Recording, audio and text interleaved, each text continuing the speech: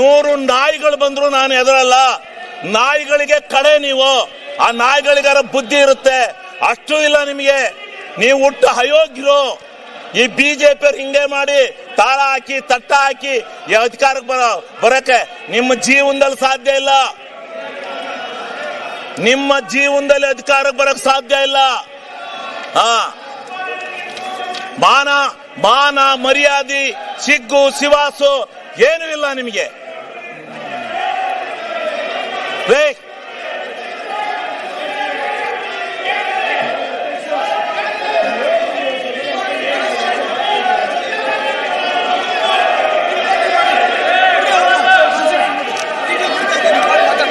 ಈಗ ಸನ್ಮಾನ್ಯ ಅಧ್ಯಕ್ಷರೇ, ನೀವು ಎಂತ ಅಯೋಗ್ಯರು ಅಂತ ಕರ್ನಾಟಕ ರಾಜ್ಯ ಟಿವಿಲೆಲ್ಲ ಹೇಳ್ತಾವ್ರಂತೆ.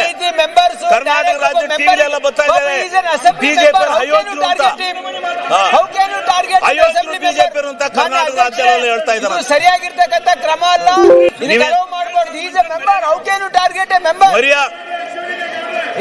ನೋಡಿ ನಿಮ್ಮಪ್ಪ ಗೌಡ್ರಿಗೆ ಯಾಕೆ ಹೆಲ್ಪ್ ಮಾಡ್ತಾ ಇದ್ದೀರಿ ನೀವು? ನಿಮ್ಮಪ್ಪ ಮನೆ ಅಧ್ಯಕ್ಷರೇ, ನಿಮ್ಮಪ್ಪ ಅಲ್ಲಿ ನಿಮ್ಮ ಅಪೋಸಿಷನ್ ಲೀಡರ್ಗೆ ಹೇಳಿ. ಮಾನ ಮರ್ಯಾದೆ ಇದೆ ನಿಮ್ಗೆ ಅಯೋಗ್ಯ.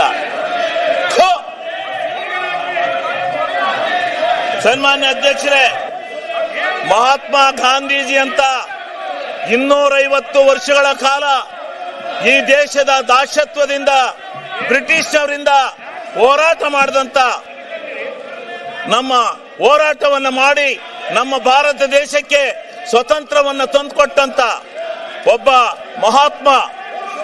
ಮಹಾತ್ಮನನ್ನ ಇವತ್ತು ಮಹಾತ್ಮನ ಹೆಸರಿನಲ್ಲಿ ಇದ್ದಂತ ಒಂದು ಯೋಜನೆಯನ್ನ ಇವತ್ತು ಏಕಾಏಕಿ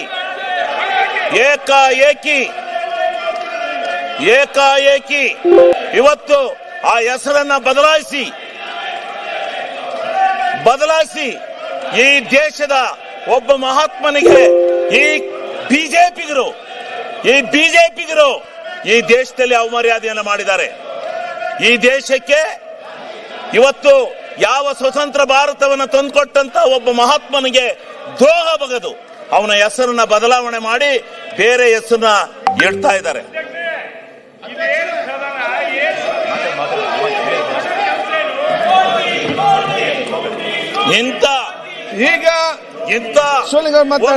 ನೋಡಿ ಬದಲಾಯಿಸಿರ್ತಕ್ಕಂಥ ಇವರಿಗೆ ಪ್ರತಿಭಟನೆ ಮಾಡಿ ಅವರು ಸಬ್ಜೆಕ್ಟ್ ವೈಸ್ ಮಾಡಿ ಇಂಡಿವಿಜುವಲ್ ಯಾಕೆ ನೀವೆಲ್ಲ ಮಾತಾಡ್ಲಿಕ್ಕೆ ಹೋಗ್ತೀರಿ? ಗ್ರಾಮಗಳ ಬೀಡು ಭ್ರಷ್ಟಾಚಾರ ಮಾಡಿ ಹಳ್ಳಿಗಳ ಸ್ವರಾಜ್ಯ ಆಗಬೇಕು, ಗ್ರಾಮ ಸ್ವರಾಜ್ಯ ಆಗಬೇಕು ಅಂತೇಳಿ ಮಹಾತ್ಮ ಗಾಂಧೀಜಿಯವರು ಹೋರಾಟವನ್ನು ಮಾಡಿದರು.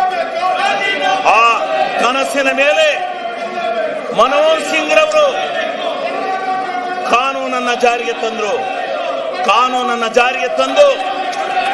ಮಹಾತ್ಮ ಗಾಂಧೀಜಿಯವರು ಕಂಡಂತ ಕನಸನ್ನ ಗ್ರಾಮ ಸ್ವರಾಜ್ಯ ಮಾಡಬೇಕು, ಗ್ರಾಮಸ್ಥರ ಕೈಯಲ್ಲಿ ಗ್ರಾಮಗಳ ಕೈಯಲ್ಲಿ ಅಧಿಕಾರವನ್ನು ಕೊಡಬೇಕು, ಅವ್ರ ಕೈ ತುಂಬ ಹಣವನ್ನ ಕೊಡಬೇಕು, ಯೋಜನೆಗಳನ್ನ ಕೊಡಬೇಕು, ಗ್ರಾಮ ಸ್ವರಾಜ್ಯ ಮಾಡಬೇಕು ಅಂತ ಹೇಳಿ ಮಹಾತ್ಮ ಗಾಂಧೀಜಿಯವರು ಕಂಡಂತ ಕನಸನ್ನ ನನಸು ಮಾಡಿದಂತ ಮನಮೋಹನ್ ಸಿಂಗ್ ರವರ ಆ ಕಾನೂನನ್ನ ಇವತ್ತು ಇಡೀ ಕರ್ನಾಟಕ ರಾಜ್ಯದಲ್ಲಿರ್ತಕ್ಕಂಥ ಭಾರತ ದೇಶದಲ್ಲಿರ್ತಕ್ಕಂಥ ಎಲ್ಲ ಗ್ರಾಮ ಪಂಚಾಯತಿಗಳ ಅಧಿಕಾರವನ್ನ ಸ್ವಾಯತ್ತತೆಯನ್ನು ತೆಗೆದಾಕ್ತಕ್ಕಂಥ ನಿಟ್ಟಿನಲ್ಲಿ ಮಾಡಿರ್ತಕ್ಕಂಥ ಈ ಬಿಜೆಪಿ ಸರ್ಕಾರಕ್ಕೆ ಇವತ್ತು ಇಡೀ ಕರ್ನಾಟಕ ರಾಜ್ಯ ಅಲ್ಲ, ಭಾರತ ದೇಶದಲ್ಲಿ ನೆಕ್ಸ್ಟ್ ಇಡೀ ಜನ ಈ ಬಿಜೆಪಿಯನ್ನು ಕಿತ್ತೊಯ್ಯುತ್ತಾರೆ. ಇವತ್ತು ಮಹಾತ್ಮ ಗಾಂಧೀಜಿಯ ಇಲ್ಲ, ನಿನ್ನ ಹೆಂಡತಿ ತಹಸೀಲ್ದಾರರು ಬಿಟ್ಕೊಂಡು ದುಡ್ಡು ಹೊಡೆದಲ್ಲ, ಅಲ್ಲಿ ಹೋಗಿ ಹೇಳ್ತಾರೆ ಚಿಂಚೋಳಿಲಿ ಎಷ್ಟೆಷ್ಟು ದುಡ್ಡು ಹೊಡಿತಾ ಇದೀನಿ ಅಂತ ನೀನು ತಹಸೀಲ್ದಾರರು ಬಿಟ್ಕೊಂಡು. ಈಗ ಇವತ್ತು ಈ ಒಂದು ವ್ಯವಸ್ಥೆ ಒಳಗಡೆ ಇವತ್ತು ನಡೀತಾ ಇರ್ತಕ್ಕಂಥ ಈ ಸಂದಿಗ್ಧವಾದಂತ ವಾತಾವರಣದಲ್ಲಿ ಇವತ್ತು ಈ ಒಂದು ಅಧಿಕಾರ, ಈ ಒಂದು ವ್ಯವಸ್ಥೆಯನ್ನ ಹಾಳು ಮಾಡತಕ್ಕಂಥ ದೃಷ್ಟಿನಲ್ಲಿ ಗ್ರಾಮ ಸ್ವರಾಜ್ಯದ ಬದುಕನ್ನ ಇವತ್ತೇನು ಕರ್ನಾಟಕ ರಾಜ್ಯ ಅಲ್ಲ ಭಾರತ ದೇಶದಲ್ಲಿ ಗ್ರಾಮ ಪಂಚಾಯಿತಿಯ ಸದಸ್ಯರು ನೀವೇನಂದ್ರು ನಾನು ನಿಲ್ಸಲ್ಲ, ನೀವ್ ಪಡ್ಕೊಂಡ್ರು ನಿಲ್ಸಲ್ಲ, ನಾನು ಭಾಷಣ ಮಾಡ್ತೇನೆ, ಇದು ರೆಕಾರ್ಡ್ ಹೋಗುತ್ತೆ. ನಾನು ಮಾಧ್ಯಮ ಸ್ನೇಹಿತರಿಗೆ ಒಂದು ಮನವಿ ಮಾಡ್ತೀನಿ, ನಾನು ಹೇಳ್ತಕ್ಕಂಥದ್ದು ಸತ್ಯ ಇದ್ರೆ ನಾಳೆ ಬರ್ಗಿರಿ, ಇಲ್ಲ ಅಂದ್ರೆ ಈ ಪೋಲಿಗಳನ್ನ ಈ ಪೋಲಿ ಕೆಲಸ ಮಾಡ್ತಾ ಇರುವಂತ ಈ ಅಶೋಕಣ್ಣ ನಾಯಕತ್ವದಲ್ಲಿ ಇಂಥ ಪೋಲಿ ಕೆಲಸ ಮಾಡ್ತಾ ಇರೋದು ಒಳ್ಳೆ ಕೆಲಸ ಅಲ್ಲ. ನಾನು 20 ವರ್ಷದಿಂದ ಈ ಸದನದಲ್ಲಿದ್ದೇನೆ, ಇಂಥ ಕೆಟ್ಟ ಪ್ರವೃತ್ತಿನ ನಾನು ನೋಡಿರ್ಲಿಲ್ಲ.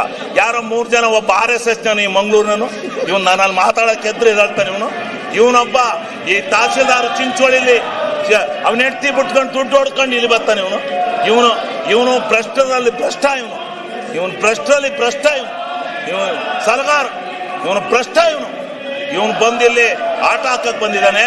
ಇಡೀ ಬಿಜೆಪಿ, ಕಾಂಗ್ರೆಸ್ ಮತ್ತು ಎಲ್ಲಾ ಪಕ್ಷದ ಸದಸ್ಯರುಗಳು, ಗ್ರಾಮ ಪಂಚಾಯತಿ ಸದಸ್ಯರು ನಿಮ್ಮ ಮುಖಕ್ಕೆ ಮಂಗಳಾರತಿ ಅಂತ ಕಾಯ್ತಾವ್ರು. ಹೋಗಿ ಚುನಾವಣೆ ಡಿಕ್ಲೇರ್ ಮಾಡಿ ಗೊತ್ತಾಗುತ್ತೆ ನೀವ್ ಎಷ್ಟು ಸೀಟ್ ಬರ್ತೀರಾ ಗ್ರಾಮ ಪಂಚಾಯತಿಲಿ ಅಂತ ಗೊತ್ತಾಗತ್ತೆ. ನಿಮ್ಮ ಹಣ ಬರ ಗ್ರಾಮಗಳಿಗೆ ಗ್ರಾಮ ಸ್ವರಾಜ್ಯ ಬಂದಿತ್ತು, ಆ ಗ್ರಾಮ ಸ್ವರಾಜ್ಯವನ್ನು ಹಾಳು ಮಾಡಿ ಇವತ್ತು ನೀವು ಈ ಒಂದು ಕೆಟ್ಟ ಪ್ರವೃತ್ತಿಯನ್ನು ಮಾಡ್ಕೊಂಡು ಬದ್ದಾಯ್ತೀರಾ. ಇದರಿಂದ ನಡೀತಾ ಇರ್ತಕ್ಕಂಥ ಈ ಒಂದು ವ್ಯವಸ್ಥೆ ಒಳಗಡೆ ರೇ ಅಧ್ಯಕ್ಷರೇ, ಇಂಥ ಕೆಟ್ಟ ನಡತೆಯನ್ನ ಆಕ್ರಿ ವರಿಕೆ ಅಧ್ಯಕ್ಷರೇ, ಇಂಥ ಕೆಟ್ಟ ನಡತೆಯನ್ನ ವರಿಕೆ ಹಾಕಕ್ಕೆ ಹೆದರಿಕೆತ್ತಿರಲ್ರಿ. ಆಕ್ರಿ ವರಿಕೆ, ಆಕ್ರಿ ತೆಗೆದು ವರಿಕೆ. ಇವ್ರೇನು ಇಡೀ ರಾಜ್ಯದ ಜನ ಆಕ್ರಿ ಇವ್ರದ್ದು ಅತ್ಯಾತು ವೈಯಕ್ತಿಕವಾಗಿ ಇದು ಮಾಡ್ತಾರೆ ಇವರು. ಬರೀ ಇದು ಇಡೀ 90-80 ವರ್ಷದ ರಾಜಕಾರಣದ ಇತಿಹಾಸದಲ್ಲಿ ಇಂಥ ಕೆಟ್ಟ ನಡತೆಯನ್ನ ನಡೆಸಿರಲಿಲ್ಲ, ಇಂಥ ಕೆಟ್ಟ ನಡತೆ ನಡೆದಿರಲಿಲ್ಲ. ಮಾಡಲು ಧರಣಿನ ನಾವು ಮಾಡಿದ್ದು, ಧರಣಿನ ಅಗೋರಾತ್ರ ಮನಗಿದ್ದು, ಇಂಥ ಅಯೋಗ್ಯ ಕೆಲಸ ಮಾಡಿರ್ಲಿಲ್ಲ ಯಾರು. ಇಂಥ ಕೆಟ್ಟ ನಾನ್ ಪ್ರಜಾಪ್ರಭುತ್ವ, ನಾನು ಯಾವ ಪಕ್ಷ ನೀನ್ಯಾವನ ಕೇಳಕ್ಕೆ ಗ್ರಾಮ ಸಭೆಯಲ್ಲಿ ನಿರ್ಣಯ ಆಗ್ತಾ ಇತ್ತು, ಗ್ರಾಮ ಸಭೆಯಲ್ಲಿ ನಿರ್ಣಯ ಆಗ್ತಾ ಇತ್ತು, ಗ್ರಾಮ ಸಭೆಯಲ್ಲಿ ನಿರ್ಣಯ ಆಗ್ತಾ ಇತ್ತು. ಗ್ರಾಮ ಸಭೆಯಲ್ಲಿ ಏನು ಆ ಗ್ರಾಮದ ಆಡಳಿತ, ಆ ಗ್ರಾಮದ ಅಭಿವೃದ್ಧಿ ಕೆಲಸಗಳು ಅವನ್ನ ನಿರ್ಣಯ ಮಾಡ್ತಕ್ಕಂಥ ಒಂದು ಕಾನೂನನ್ನ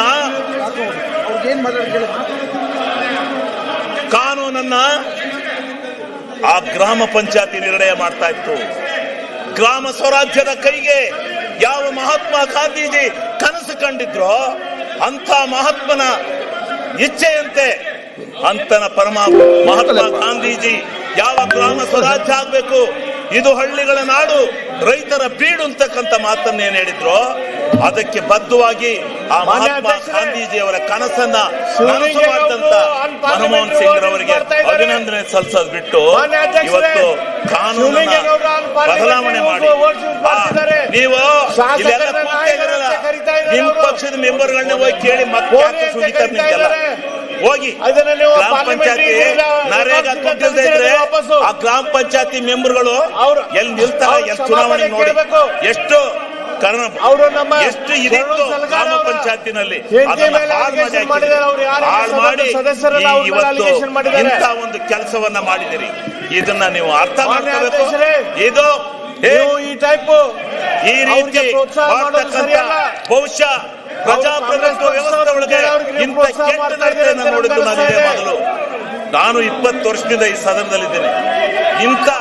ಇಂಥ ಅಯೋಗ್ಯ ಪ್ರತಿಭಟನೆ ನೋಡಿದ್ದೆ ಯಾವಾಗೂ ಕೂಡ, ಇಂಥ ಕೆಟ್ಟ ಪ್ರತಿಭಟನೆ ನೋಡಿದ್ದೆ ಫಸ್ಟ್. ಅಧ್ಯಕ್ಷರ ನೀವು ನಿರ್ವಹಿಸಿಲ್ಲ, ಒಬ್ಬ ಸಂಪೂರ್ಣವಾಗಿ ನಾಚಿಕೆ ಆಗಲ್ಲ ನಿಮ್ಗೆ. ಈ ರೀತಿ ಗ್ರಾಮ ಸ್ವರಾಜ್ಯ ಆಗ್ತಕ್ಕಂಥದ್ದು ಒಂದು ಗ್ರಾಮ ಪಂಚಾಯತ್ಗೆ 1 ಕೋಟಿಯಿಂದ 5 ಕೋಟಿವರೆಗೆ 5 ಕೋಟಿಯವರೆಗೆ ಹಣ ಹೋಗೋದು ಏನು ಅವರ ಯೋಜನೆ. ಒಬ್ಬ ಅಧ್ಯಕ್ಷ ಬೆಳಿಗ್ಗೆ ಎದ್ದು ಈ ಚರಂಡಿ ಆಗ್ಬೇಕು ಅಂದ್ರೆ ಮಾಡಿ ಅಂತ ಅಧಿಕಾರ ಕೊಡುವಂತ ಅಧಿಕಾರ ಕೊಟ್ಟಿದ್ರು. ಒಂದು ಊರಿಗೆ ದಾರಿ, ಕಾಂಕ್ರೀಟ್ ರಸ್ತೆ ಅವೆಲ್ಲನೂ ಮಾಡ್ಕೊಂಡಿದ್ದಾರೆ. ಎಲ್ಲರೂ ಮಾಡ್ಕೊಂಡಿದ್ದಾರೆ. ನರೇಗಾವನ್ನು ಉಪಯೋಗಿಸಿಕೊಂಡು ಸಾವಿರಾರು ಕೋಟಿ ಕಾಮಗಾರಿಗಳನ್ನು ಮಾಡ್ಕೊಂಡಿದ್ದಾರೆ. ಇಂಥ ಕಾಮಗಾರಿಗಳನ್ನು ಮಾಡ್ಕೊಂಡು ಇವತ್ತು ನೀವು ಅದನ್ನ ವಿರೋಧ ಮಾಡ್ತಿರಲ್ಲ, ನಾಚಿಕೆ ಆಗಲ್ವ ನಿಮ್ಗೆ? ಯಾಕೆ ವಿರೋಧ ಮಾಡ್ತೀರಿ? ಇಂಥ ಒಂದು ಕಾನೂನು ಮತ್ತೆ ಬರಲಿಕ್ಕೆ ಸಾಧ್ಯ? ದಯಮಾಡಿ ನೀವು ಅರ್ಥ ಮಾಡ್ಕೋಬೇಕು ಅಂತಕ್ಕಂಥ ಮಾತನ್ನ ಸನ್ಮಾನ್ಯ ಅಧ್ಯಕ್ಷರೇ ನಾನು ಹೇಳಿ, ಇವತ್ತು ಮುಂದೆ ಈ ಒಂದು ಯಾವ ಇವತ್ತು ತಂದಿರ್ತಕ್ಕಂಥ ಕಾನೂನಿನಲ್ಲಿ 40%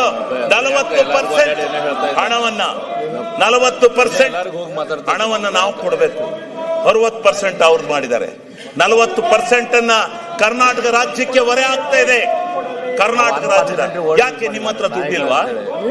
ನಿಮ್ಮ ಹತ್ರ ದುಡ್ಡಿಲ್ವೇನ್ರಿ? ಯಾಕ್ರಿ ರಾಜ್ಯದಲ್ಲಿ sponsor schemes, central sponsor scheme ಒಂದಾರ ಸಕ್ಸಸ್ ಮಾಡಿದಿರೇನ್ರಿ? ಒಂದಾರ ಮಾಡಿದಿರಿ? ಎಲ್ಲ ಕರ್ನಾಟಕ ರಾಜ್ಯದಿಂದ ಕೆಲಸ ಮಾಡಿಸ್ತೀರಿ, 50-50 ಶೇರಿಂಗ್ ಅಂತ ದುಡ್ಡೇ ಕೊಡೋದಿಲ್ಲ. ಇವತ್ತು ಎಷ್ಟು ಸಾವಿರ ಕೋಟಿ ಹಣವನ್ನ ನಿಮಗೆ ರಾಜ್ಯ ಸರ್ಕಾರ ಕೊಡಬೇಕು. ನೀವು ಯಾಕೆ ಭಿನ್ನಾಭಿಪ್ರಾಯ ಮಾಡ್ತೀರಿ? ಆದ್ರಿಂದ ಈ 40-60 ಅನುಪಾತ ಏನಿದೆ ಯಾತಕ್ ಬೇಕು? ಆಮೇಲೆ ಡೆಲ್ಲಿಯಿಂದ ಕಳಿಸ್ತಾರಂತೆ ಗ್ರಾಮ ಪಂಚಾಯತಿ ಹೆಂಗ್ ನಡಿಬೇಕು ಅಂತ ಯೋಜನೆಗಳನ್ನ. ನಾಚಿಕೆ ಆಗಲ್ಲ ನಿಮ್ಗೆ? ಹಳ್ಳಿಯಿಂದ ಡೆಲ್ಲಿಗೆ ಹೋಗ್ಬೇಕು. ಡೆಲ್ಲಿಯಿಂದ ಅಲ್ಲ ಬರೋದು ಕಾನೂನು, ಯೋಜನೆಗಳು. ಹಳ್ಳಿಯಿಂದ ಯೋಜನೆಗಳು ಡೆಲ್ಲಿಗೆ ಹೋಗ್ಬೇಕು. ಡೆಲ್ಲಿಯಿಂದ ಅಲ್ಲ ಯೋಜನೆಗಳು ಬರೋದು. ನಾಚಿಕೆ ಆಗ್ಬೇಕು. ಡೆಲ್ಲಿಯಿಂದ ಅಲ್ಲ ರೀ ಯೋಜನೆಗಳು ಬರೋದು. ಆ ಗ್ರಾಮದಲ್ಲಿ ಏನು ಅವಶ್ಯಕತೆ ಇದೆ ಅಂತಕ್ಕಂಥದ್ದನ್ನು ಇದು ಮಾಡಬೇಕು. ಇವತ್ತು ರೈತ ಈ ಡೈರಿ ಶೆಡ್ಗಳನ್ನ ಕಟ್ಕೊಂಡು ಹೈನುಗಾರಿಕೆ ಇವತ್ತು ಇಡೀ ಕರ್ನಾಟಕ ರಾಜ್ಯದಲ್ಲಿ ಮನೆ ಮಾತಾಗಿದೆ. ಇವತ್ತು ರೈತ ಬದುಕಿರ್ತಕ್ಕಂಥದ್ದೇ ಹೈನುಗಾರಿಕೆಯಿಂದ. ಆ ಹೈನುಗಾರಿಕೆಯ ಕೊಟ್ಟಿಗೆ ಮನೆಗಳನ್ನ ಶೆಡ್ಗಳನ್ನ ಕಟ್ಕೊಂಡು 2 ಹಸ ಸಾಕ್ತಾ ಇದ್ದಾನೆ. ಇವತ್ತು 5 ಹಸ 10 ಹಸಿಗೆ ಬಂದಿದ್ದಾನೆ. ಅದರಿಂದ ಎಷ್ಟು ಹಾಲು ಕರಿತಾನೆ, ಸ್ವಾವಲಂಬಿ ಆಗಿದ್ದಾನೆ, ಕಾರ್ನಲ್ಲಿ ತಿರುಗ್ತಾ ಇದ್ದಾನೆ. ಇದಕ್ಕೆ ಸಂತೋಷ ಪಡೋದು ಬಿಟ್ಟು ನೀವು ಸಂತೋಷ ಪಡ್ಬೇಕ್ರಿ. ಇವತ್ತು ತನ್ನ ಹೊಲದ ಬದನ ತಾನು ಹಾಕೊಂಡು, ತನ್ನ ಹೊಲದ ಬದವನ್ನ ತಾನು ಮಾಡ್ಕೊಂಡು, ಇಡೀ ಗ್ರಾಮಗಳನ್ನ ಸ್ವಚ್ಛ ಮಾಡ್ಕೊಂಡು, ಗ್ರಾಮಕ್ಕೆ ಕಾಂಕ್ರೀಟ್ ಅನ್ನ, ಪ್ರತಿಯೊಂದು ಸವಲತ್ತನ್ನ, ಅಂಗನವಾಡಿಗಳನ್ನ ಕಟ್ಕೊಂಡು ಇವತ್ತು ಇದರಿಂದ ಎಷ್ಟರ ಮಟ್ಟಿಗೆ ಹೆಸರಾಗಿತ್ತು. ಆ ಗ್ರಾಮ ಸ್ವರಾಜ್ಯವನ್ನ ತೆಗೆದಂತ ಭ್ರಷ್ಟು, ಆ ಗ್ರಾಮ ಸ್ವರಾಜ್ಯವನ್ನ ತೆಗೆದಂತ ಭ್ರಷ್ಟು ಯಾರಾದ್ರೂ ಈ ದೇಶದಲ್ಲಿದ್ರೆ ಅವರು ಬಿಜೆಪಿಯವರು. ಇವತ್ತು ನಾನು ಹೇಳ್ತೇನೆ, ಆ ಶಾಪ ಹಳ್ಳಿ ಗ್ರಾಮದ, ಆ ಗ್ರಾಮಸ್ಥರ ಶಾಪ, ಹಳ್ಳಿ ನಾಡಿನ ಶಾಪ ನಿಮಗೆ ತಟ್ಟುತ್ತೆ. ಒಂದು ದಿವಸ ತಟ್ಟುತ್ತೆ ನಿಮಗೆ. ಇದನ್ನ ಯಾವ ದೃಷ್ಟಿನಲ್ಲಿ ಹಾಳು ಮಾಡಿದಿರೋ, ಈ ದೇಶವನ್ನ ಹಾಳು ಮಾಡಕ್ ಹೊಂಟಿದಿರೋ, ಗ್ರಾಮ ಸ್ವರಾಜ್ಯವನ್ನ ಮಹಾತ್ಮ ಗಾಂಧೀಜಿ ಹೇಳ್ತಾ ಇದ್ರು. ದಕ್ಷಿಣ ಆಫ್ರಿಕಾದಲ್ಲಿ ಹೇಳಿದ್ರು, ನನ್ನ ನಾಡು ಹಳ್ಳಿಯ ನಾಡು, ನನ್ನ ನಾಡು ರೈತರ ಬೀಡು, ಆ ಬೀಡು ಹಳ್ಳಿಯ ನಾಡು ಸ್ವರಾಜ್ಯ ಆಗ್ಬೇಕು, ಅದಕ್ಕೋಸ್ಕರ ನನ್ನ ತ್ಯಾಗ ಅಂತ ಹೇಳಿದ್ರು. ಓದಲ್ಲೆಲ್ಲ ಹೇಳ್ತಾ ಇದ್ರು. ಆ ನಾಡಿನ ಸ್ವರಾಜ್ಯವನ್ನ ಮಾಡ್ಲಿಕ್ಕೋಸ್ಕರ ಇಂಥ ಒಂದು ಕಾನೂನನ್ನ ತಂದ್ರೆ ನಿಮ್ಮ ಯೋಗ್ಯತೆಗೆ ನೀವು ಇದನ್ನ ಬದಲಾವಣೆ ಮಾಡಿ ಮತ್ತೆ ಅದನ್ನ ಪ್ರತಿಭಟನೆ ಮಾಡ್ಕೊಳಕ್ ಬಂದಿದ್ದೀರ. ನೀವು ಇಲ್ಲಿ ನಾಚಿಕೆ ಆಗ್ಬೇಕಲ್ವ ನಿಮ್ಗೆ?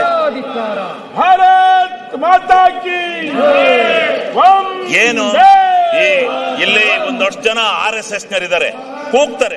ಅವ್ರದ್ದು ಅದೇ ಬಂಡವಾಳ, ಕೂಗೋದೇ ಬಂಡವಾಳ. RSS ಕೂಗೋದು ಜಿಂದಾಬಾದ್ ಅಂತ. ಅದೇ ನಿಮ್ದು RSS. ಇನ್ನೇನೈತೆ? ಸ್ವಲ್ಪ ಗೌರವ, ಆತ್ಮಸಾಕ್ಷಿಯಿಂದ ಇರೋದನ್ನ ಕತ್ಕೊಳ್ಳಿ. ಇದು ಈ ಭಾರತ ದೇಶ ಜನಸಂಪತ್ತಿನಿಂದ ಏರಳವಾದಂತ ದೇಶ. ಆ ಭಗವಂತ ಕೊಟ್ಟಿರ್ತಕ್ಕಂಥ ಜನಸಂಪತ್ತು, ಆ ಜನಸಂಪತ್ತಿಗೆ ನಾವು ಕೆಲಸ ಕೊಡಬೇಕು ಅಂತ ಹೋರಾಟವನ್ನ ಮಾಡಿ ಮನಮೋಹನ್ ಸಿಂಗ್ ಹಳ್ಳಿಗೆ ಆಡಳಿತ ತಂದ್ರೆ ಇಲ್ಲ ನೀವು ಮತ್ತೆ ಡೆಲ್ಲಿ ತಗೊಂಡು ಹೋಗ್ತಾ ಇದ್ದೀರಲ್ಲ, ಬಲ್ರಿಹಳ್ಳಿ ಕಡಿಕೆ, ಬಲ್ರಿಹಳ್ಳಿ ಕಡಿಕೆ, ಬಲ್ರಿಹಳ್ಳಿ ಕಡಿಕೆ ತೋರಿಸ್ತೀವಿ. ದೇವೇಗೌಡರಿಗೆ ಟೋಕ ಮಾಡಿದ ಶಿವಲಿಂಗೇಗೌಡರಿಗೆ ಡೆಲ್ಲಿಯಿಂದ ಒಬ್ಬೊಬ್ಬರೇ ಅಲ್ಲಿ ಹೋದ್ರೆ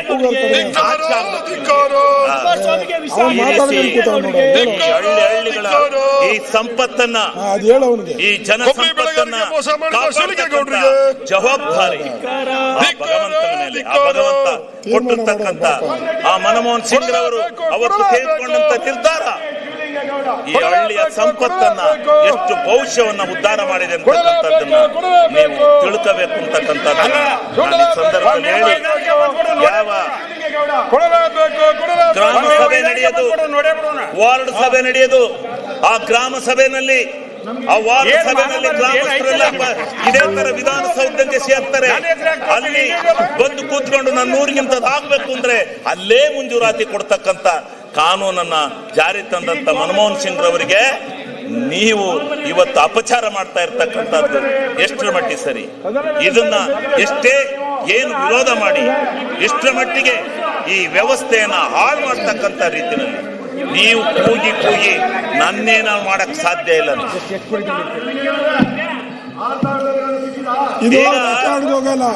ಗ್ರಾಮಗಳಲ್ಲಿ ಸಣ್ಣ ಸಣ್ಣ ಕಾಮಗಾರಿಗಳನ್ನು ತೆಗೆದುಕೊಂಡು ಗ್ರಾಮ ಸ್ವರಾಜ್ಯ ಸರಿ ಇಲ್ಲ ನಡೆಸ್ಕೊಂತ ಕುಂತ್ರೆ ಏನು? ಆ ಕಾಮಗಾರಿಗಳಿಗೆ ಕಣ್ಣು ಮುಚ್ಚಿ ಹಾಲು ಕುಡ್ದಂಗೆ ಕಾಮಗಾರಿಗಳಿಗೆ ನಡೀತಾ ಇದೆ. ಇವತ್ತು ನೀವು ದೊಡ್ಡ ದೊಡ್ಡ ಕಾಮಗಾರಿಗಳನ್ನು ಆ ದೊಡ್ಡ ದೊಡ್ಡ ಕಾಮಗಾರಿಗಳಿಂದ ಗ್ರಾಮ ಸ್ವರಾಜ್ಯ ಆಗ್ಲಿಕ್ಕೆ ಸಾಧ್ಯನಾ? ಇಷ್ಟು ದೊಡ್ಡ ಭ್ರಷ್ಟಾಚಾರ ಆಗಿದೆ. ಸೋಷಿಯಲ್ ಆಡಿಟ್ ತಗೊಳ್ಳಿ, ಸೋಷಿಯಲ್ ಆಡಿಟ್ ಬಗ್ಗೆ ಬರ್ತೀನಿ ಮುಂದೆ. ಇವಾಗ ಬಂದ್ರೆ ಎಕ್ಸೈಸ್ ಮಿನಿಸ್ಟರ್ ನಮಗೇನು ತೊಂದರೆ ಇಲ್ಲ.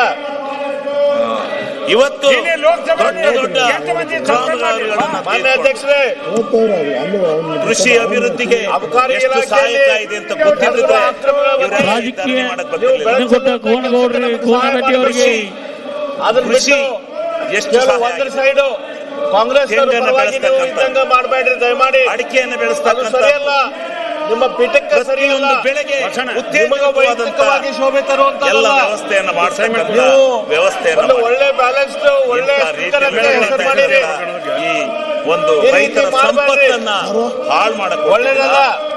ನಿಮ್ಮ ವೈಯಕ್ತಿಕ ಹೆಸರಿಗೆ ಗಾತಿ ಮಾಡ್ಕೋಬೇಡ್ರಿ. ತಿಮ್ಮಾಪುರ ಸನ್ಮಾನ್ಯ ಅಧ್ಯಕ್ಷರೇ, ಇವತ್ತು ಕೃಷಿ ಹೊಂಡಗಳು ಸದನದಲ್ಲಿ ಮುಂದೆ ಕೃಷಿ ಹೊಂಡಗಳು ಬಾಳೆಗಾವ್ ರೈತನ ಹೊಲದಲ್ಲಿ ಆ ಟೈಪ್ ತೋಡ್ಕೊಂಡು ಅದರಿಂದ ಬೆಳೆ ಸದನ ಬೆಳೀತಕ್ಕಂಥ ನಡೆಸ್ರಿ.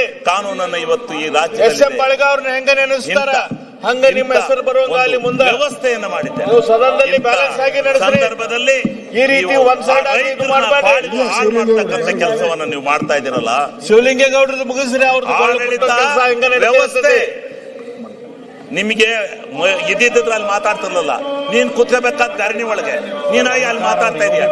ಅಧ್ಯಕ್ಷರೇ ಮೈಕ್ ಮರ್ಯಾದೆ ಇಲ್ವೇನ್ರಿ? ಯುಬಿ ಬಣಕಾರ್ ಅವ್ರು ಹೇಗಿದ್ರು, ನಾನ್ ಮಾತಾಡ್ಬೇಕು, ಅವ್ರು ಮಾತಾಡ್ಬೇಕು. ಅವ್ರು ಹೇಗಿದ್ರು, ಇದೆ ಅಂತಂದ್ರಿ ಆ ಮಾರ್ಗದಲ್ಲಿ ನೀವು ಕೂಡ ಹೋಗ್ರಿ. ಮೈಕ್ ಕಿತ್ತಾಕ್ರಿ. ಈ ರೀತಿ ಒಂದ್ ಸೈಡ್ ಆಗ್ಬೇಡ್ರಿ. ಆ ಶಿವಲಿಂಗೇಗೌಡ್ರದ್ದು ನೀವು ಕೇಳಿ ಇದು ಸರಿಲ್ಲ. ಇದು ಅವ್ರ ಧರಣಿ ಒಳಗೆ ನೀವು ಕೂಡ ಮಜಾ ನೋಡ್ತಾ ಇದ್ದೀರಾ ಅವ್ರದ್ದು. ಇದು ಸರಿ ಇಲ್ಲ. ಒಪ್ಪದಿಲ್ಲ ಅಧ್ಯಕ್ಷರೇ. ಅವ್ರ ಹಿರಿಯರ ಬಗ್ಗೆ ಈ ರೀತಿ ನೀವು ಮಜಾ ನೋಡೋದು ಸರಿಯಲ್ಲ ಅಧ್ಯಕ್ಷರೇ.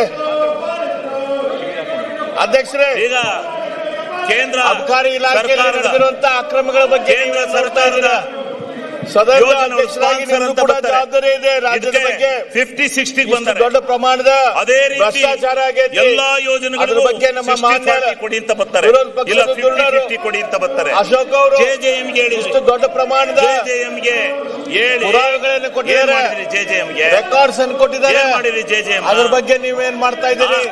ಮಾಡಿ.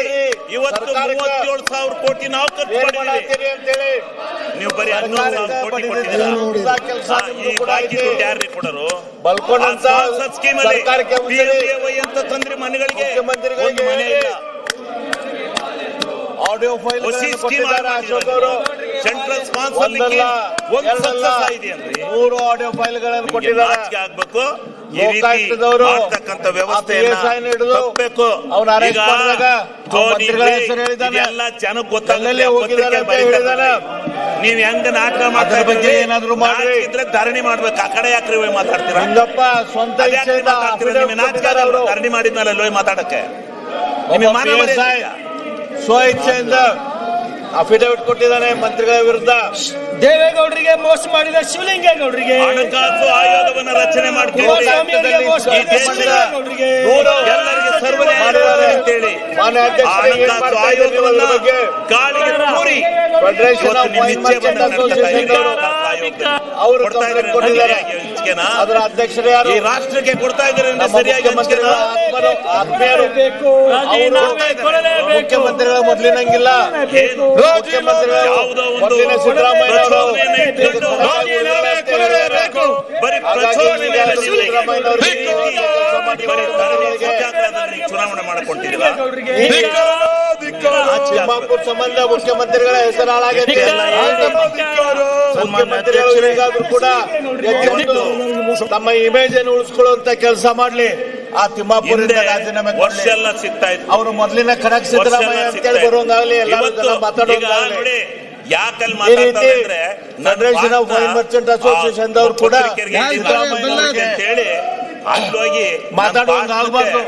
ಒಂದು ವೈನ್ ಅಸೋಸಿಯೇಷನ್ ದವರು ಸಿದ್ದರಾಮಯ್ಯ ಅವರಿಗೆ ಮಾತಾಡುವಂಗ ಆಗಬಾರ್ದು, ಮುಖ್ಯಮಂತ್ರಿಗಳಿಗೆ ಮಾತಾಡುವಂಗ ಆಗಬಾರ್ದು. ಇದ ಮಾನ ಮರ್ಯಾದೆ. ಇವತ್ತು ತಿಮ್ಮಾಪುರ ಅವ್ರದ ರಾಜೀನಾಮೆ ತೆಗೆದುಕೊಳ್ಳುವ ಮೂಲಕ ಮುಖ್ಯಮಂತ್ರಿಗಳು ಅವರು ವಜಾ ಮಾಡುವ ಮುಖ್ಯಮಂತ್ರಿಗಳು ಒಬ್ಬ ಒಳ್ಳೆ ಮುಖ್ಯಮಂತ್ರಿ ಅಂತ ಹೆಸರು ತಗೊಳ್ಳಿ, ಖಡಕ್ ಮುಖ್ಯಮಂತ್ರಿ ಅಂತ ಹೆಸರು ತಗೊಳ್ಳಿ. ಹಿಂದೆ ಇವತ್ತು ಚರ್ಚೆ ಲೋಕಾಯುಕ್ತದಲ್ಲಿ ಕಂಪ್ಲೇಂಟ್ ಕೂಡ ರೆಕಾರ್ಡ್ ಇದ್ರು ಕೂಡ ಆ ತಿಮ್ಮಾಪುರ್ನ ರಕ್ಷಣೆ ಮಾಡೋದು ಮುಖ್ಯಮಂತ್ರಿಗಳೇ ಒಳ್ಳೆ ಇಮೇಜ್ ತಗೊಂಡ್ಬರೋದಿಲ್ಲ. ಈ ರಾಜ್ಯಕ್ಕೆ ಮೊದಲಿಂದಲೂ ನಾನು ಸ್ವಚ್ಛ, ಅನ್ಯಾಯ ಮಾಡ್ತಾ ಇದ್ದೆ. ನನ್ನ ಬಟ್ಟೆ ಹೆಂಗ ಸ್ವಚ್ಛ ಹಂಗೆ ನಾನು ಸ್ವಚ್ಛ ಅಂತ ಹೇಳ್ಕೊಂತ ಬಂದಿರಿ.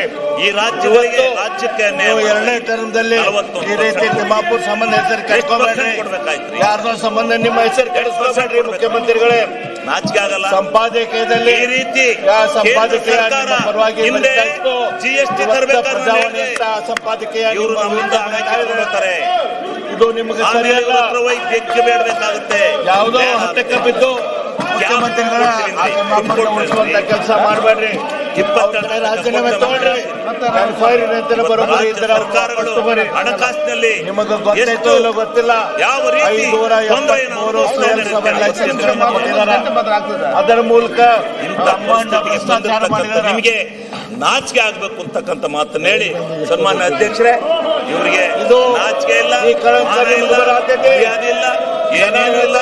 ಬಿಟ್ಟರೆ ಇವರು ಈ ದುಡ್ಡು ರಾಹುಲ್ ಗಾಂಧಿಗೆ ಹೋಗಿದೆ ಇಂಥ ಅಂತ ಹೇಳಿ ಇದ್ರ ಮಧ್ಯೆ ನಿಮಗೂ ಕೂಡ ಮಾತಾಡೋಕ್ಕಿಂತ ಕೊಟ್ಟಿದ್ದೇವೆ ಅಂತ ಹೇಳಿ ಅವರೆಲ್ಲರ ಮುಂದೆ ಹೇಳ್ಕೊಂತ ಮಾಧ್ಯಮಗಳಿದ್ದಾರೆ, ಇದು ಸರಿನೋ ತಪ್ಪೋ ನೀವು ವಿಚಾರ ಮಾಡ್ರಿ.